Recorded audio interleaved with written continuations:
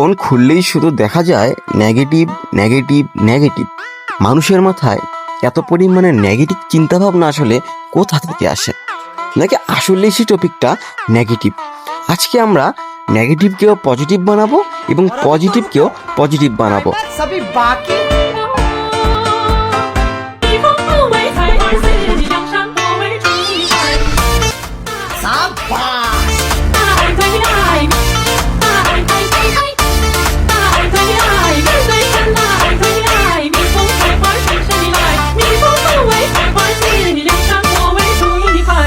Phone খুললেই লিগের মাইয়া রাত কাটিয়েছিল খাটে, এখন ফোনটা ওপেন করলেই দেখা যায় তাদের এইচএসসি ব্যাচে। বিষয়টাকে আমরা একটু পজিটিভ বানানোর চেষ্টা করি।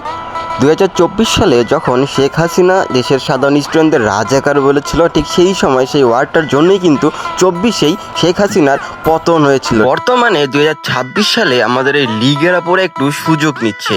যদি ব্রয়লার মুরগির সুবিধার্থে 2026-এ আমাদের তারেক রহমানের পতন করানো যায়, আসলে এজন্যই একটু পরিশ্রমী হয়ে গিয়েছে তারা। এর বেশি আসলে কোনো কিছুই কিন্তু নয়। কষ্ট তো আসলে তাদেরও হয়। এই জিনিসটা চিন্তা করে যে লিগের পোলারা ফেরত আসুক, তাদের খাট আবার কাপুক,